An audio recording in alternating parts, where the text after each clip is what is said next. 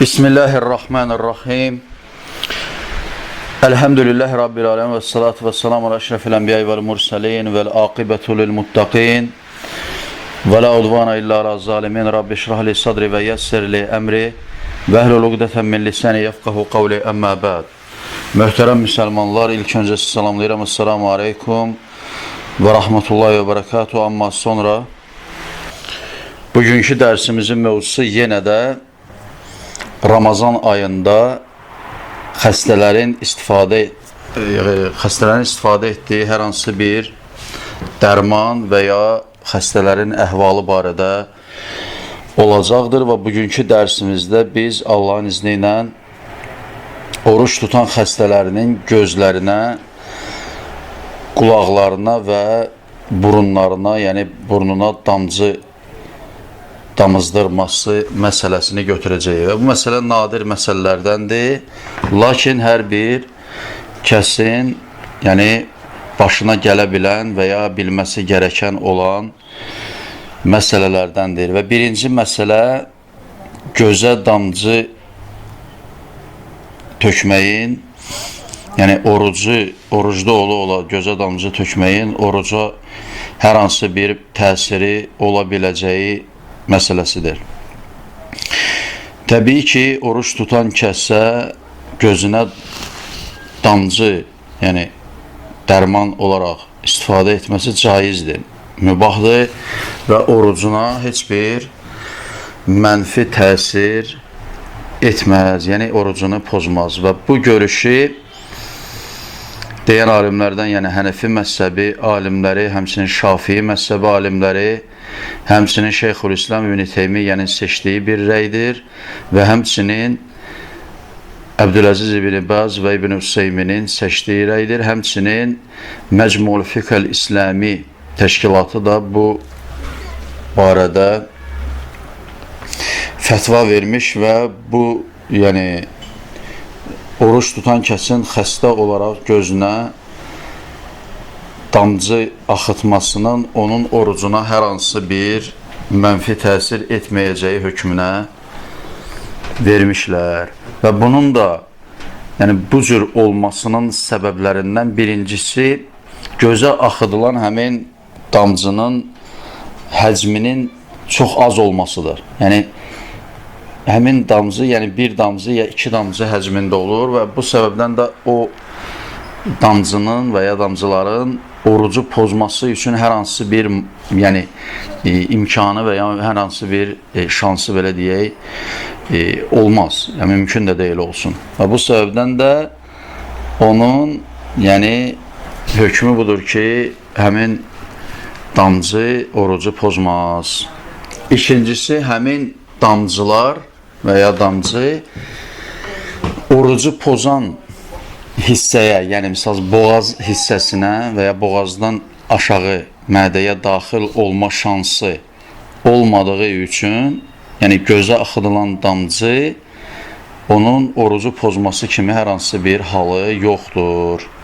Hər hansı bir halı yoxdur. Həmçinin üçüncü bir səbəb olaraq, yəni sələfdən, Peyğəmbər sallallahu əleyhi və səlləmdən və ya sahabələrdən və ya sonra gələn nəsillərdən hər hansı bir kəsin ümumiyyətlə gözə damcı axıtmağın orucu pozan amillərdən olması barədə hər hansı bir rəy, hər hansı bir söz gəlmədiyi üçün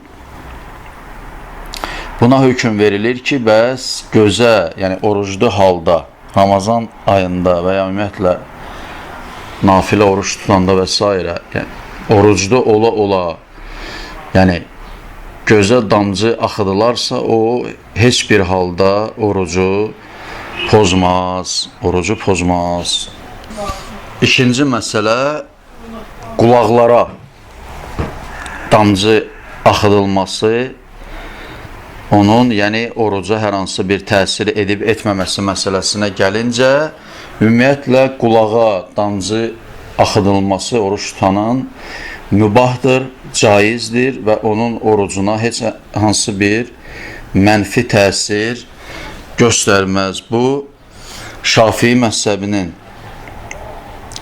məzhəbində deməli rəylərdən biridir. Həmçinin İbn Həzmin, Əl-Əndalusi İbn Həzmin sözüdür. Şeyxülislam İbn Teymiyyə və Əbdüləziz İbn Baz və İbn Hüseymin də bu rəyi seçmişlər və həmçinin Məcmuul Fiqh İslami təşkilatı da bu rəy üçün fətva vermişdir və bunun da belə olması, yəni nə üçün qulağa damcı axıdılanda orucu pozmaz? Çünki qulaq bir orqan olaraq yeyib içmə, yəni yeyib içilmə yolu belə deyək, olmadığı üçün o orucu pozmaz.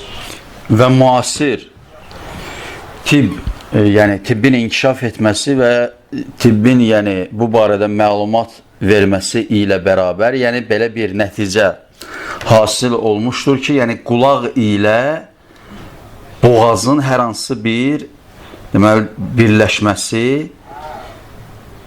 yəni yoxdur. Yəni qulağa axıdılan maye və s. hər hansı bir damcının onun yəni boğaza gedib çatması və boğazdan aşağı enməsi ehtimalı yoxdur. Belə bir ehtimal olmadığı üçün belə deyək, qulağa axıdılan hər hansı bir damcı, maye və s. onun yəni orucu pozması kimi hər hansı bir mümkünlüyü yoxdur və bu səbəbdən də qulağa axıdılan damcılar orucu pozmaz, oruc səhi olur və səhi olaraq tutulması davam etdirilməlidir. Bu barədə Şeyx Muhammed bin Salih Əl-Useymin Fətvalar toplusu, Fətvalar və kitabçalar toplusu adlı kitabında və həmçinin Ərkanül İslam Fətvaları adlı kitabında belə bir yəni demişdir ki, qala Şeyx Muhammed bin Salih Əl-Useymin əmmə qatratul ayni və mislihə əydən kəl-iktihəl və kəzəlikə qatra fil-uzuni fə innəhə lə tufattar lis-səyim تفتر السائم لأنها ليست منصوصا عليها ولا بمعنى المنصوص عليه والعين ليست منفذا للأكل والشرب وكذلك الأذن فيها فهي كغيرها من مصام الجسد. Muhammed bin Salih Əl-Hüseymin demiştir ki, amma göze damcı axıtmaq və ya onun mislin kimi olan, həmçinin deməli gözə sürmə çəkmək və həmçinin deməli qulağa damcı axıtmaq o oruclunun orucunu pozmaz. Çünki bu barədə hər hansı bir nas, yəni dəlil, şəri bir mətn yoxdur və bu mənada hətta şəri bir mətn yoxdur və göz heç bir halda belə deyək, yemək və içməyin belə deyək də, yemək və içmək mənasında olmasını ifadə etmir və ya mənasında deyildir. Yəni yemək və içmək kimi hər hansı bir şey yoxdur, yəni mümkünlüyü yoxdur və həmçinin gözə, daha doğrusu həmçinin qulağa axıdılan damcı da o hökmdədir ki, o cəsədin, yəni başqa insanın vücudunun, bədəninin başqa əzaları kimi o da yəni hər hansı bir yəni yemək və içmək kimi bir mümkünlüyü yoxdur. Yəni o cür nə haldan sayılmaz və bu səbəbdən də həmin əməllərin edilməsi, yəni gözə damcı axıdılması, həmçinin gözə sürmə sürtülməsi, həmçinin qulağa damcı damızdırılması orucu heç bir halda pozmaz. Orucu heç bir halda pozmaz. Muhammed bin Salih Əl-Useymin Məcmul Fətavə və Rasail adlı kitabı 19-cu cild 206-cı səhifə və həmçinin başqa bir kitabı Fətavə Ərkanul İslam kitabı 423-cü səhifədə bu barədə fətva vermiş və bu barədə yəni hökmü bəyan etmişdir. Həmçinin Şeyx Əbdüləziz İbn Baz rahimehullah bu barədə yəni sözləri vardır. Demişdir ki, qalə Şeyx Əbdüləziz İbn Baz və həkəzə qatratul ayni vəl uzni la yufattar bihimə saim fi as-sahih qawlay ulama fa in vujida ta'amal qutur fi halqihi vel qada'u ahvat ve la yecib li'annahuma leysa munfizina li ta'ami ve şirab ve şurab. Abdülaziz İbn Baz rahimehullah bu barədə demiştir ki, həmçinin gözə və qulağa axıdılan damcı da bu misildədir, bu cürdür ki, o oruç tutanın, yəni alimlərin iki rəyindən daha səhih olan rəyə görə oruç tutanın orucunu pozmaz. Çünki o, yəni axıdılan qətrələr, damlalar onun boğazından keçməz və keçməz. Əgər keçmə ehtimalı olsa, yəni axıb ora gəlsə, o zaman daha ehtiyatlı rəy odur ki, o həmin oruc qəza edilər, lakin bu vacib deyildir və həm də ona görə ki, çünki yəni gözə və ya qulaqlara axıdılan qətrə, damla onun yəni yemək və içmək kimi hər hansı bir əlaqəsi yoxdur və ya onun boğazdan keçmə ehtimalı da yoxdur. Bu səbəbdən də onlar yəni orucu pozan amillərdən sayılmazlar. Orucu pozan amillərdən sayılmazlar. Əbdüləziz İbn Baz rahimehullah Tuhvatul İxvan bi əcvibətil muhimmət tətəaliq bi Ərkanil İslam adlı kitabı 228-ci səhifədə bunları qeyd etmişdir. Həmçinin Məcmul Fətavə İbn Baz adlı kitabında 15-ci cild 260-cı səhifədə bunu qeyd etmişdir. Bunları qeyd etmişdir. Və bu da ona dəlalət edir ki, yəni qulağa damcıların axıdılması orucu pozmaz və oruç tutanın orucu səhih olaraq qalar. Və üçüncü məsələ, bu da buruna axıdılan damcıların istifadə edilməsinin məsələsidir.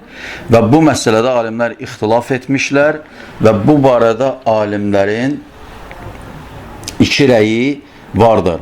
Birinci rəy bundan ibarətdir ki, Ramazan ayında, Ramazan ayının gün ortasında qulağa, daha doğrusu buruna axıdılan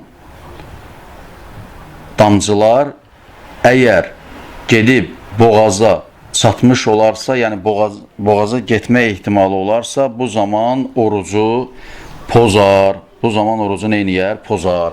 Və bu alimlərin cümhurunun, yəni çoxluğunun rəyidir və Şeyx Əbdüləziz İbn Baz və Şeyx İbn Useymin rahimehumullah bu rəyi tərcih etmişlər və bunun da yəni dəlili, yəni bu məsələ üçün dəlil olaraq Peyğəmbər sallallahu əleyhi və səlləmdən rivayet edilmiş olan Laqit bin Səbradan rivayet edilmiş olan hədisi gətirmişlər ki, bu da istinşaq edərkən mübaliğə etmək, yəni daha doğrusu dəstəmaz alarkən buruna su verəndə, yəni oruclu olaraq mübaliğə etməmək barədə Peyğəmbər sallallahu əleyhi və səlləmin sözüdür ki, bu cür edilməməsi əmr olunmuşdur. Uzun bir hədisdə, hansı ki dediyim kimi Laqit bin Səburədən rivayet edilmişdir.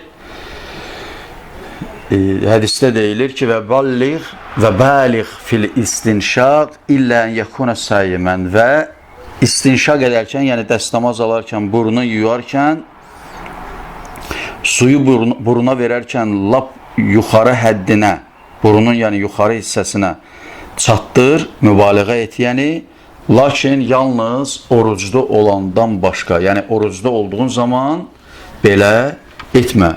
Və bunun da belə olması niyə görədir? Çünki burun ilə ağız arasında olan kanaldan, belə deyək, yoldan həmin suyun axıb keçmə ehtimalı olar ki, o da ağıza düşdüyü zaman artıq oradan boğaza getmə ehtimalı olduğu üçün bu hədisdə Peyğəmbər sallallahu əleyhi və səlləm bunu qeyd etmişdir.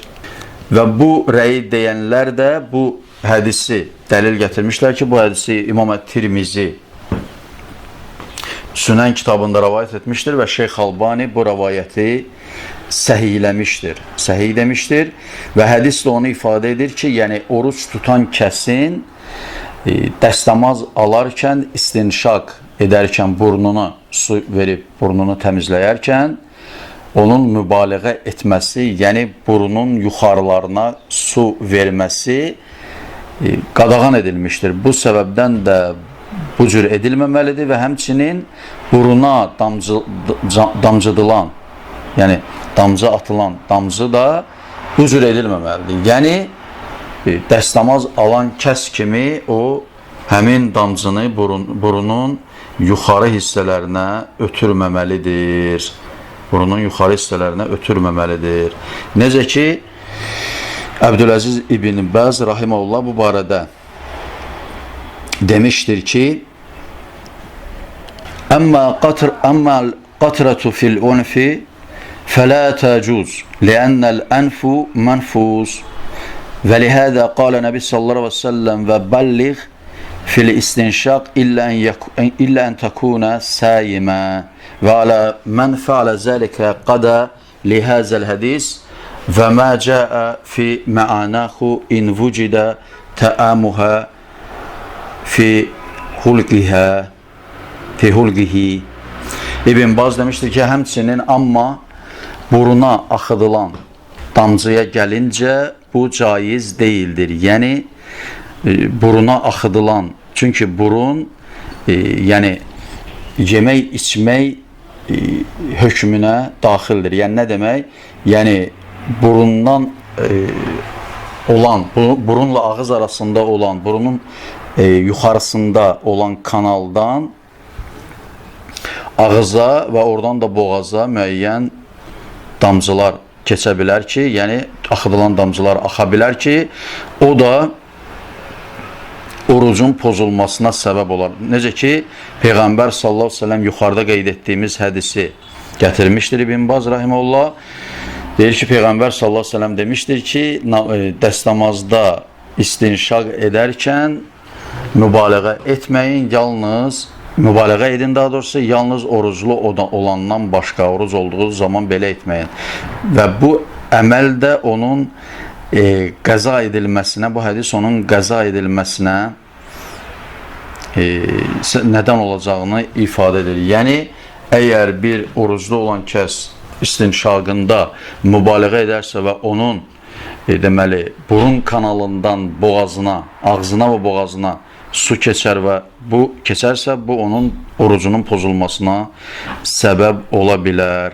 Çünki bu buruna axıdılan damcı da onun mənasındadır. Yəni, həmin mənadadır ki, o boğaza axıdıla bilər, keçə bilər və o da orucu pozan amillərdəndir. Şeyx Əbdüləziz İbn Baz rahimehullah bu sözləri demişdir həmin mənbədə. Yəni, Tuhfatul İxvan bi əcvibətin mühimmə tətəaliq bil ərkanil İslam adlı kitabı 228-ci səhifədə bunu demişdir. Həmçinin Məcmul Fətava İbn Bəz adlı kitabda 15-ci cild 261-ci səhifədə bunları qeyd etmişdir. Həmçinin Şeyx Muhammed ibn Salih Əl-Useymin də bu barədə qeyd edərək demişdir ki, Qala Şeyx ibn Useymin rahimehullah qatratul unfi izə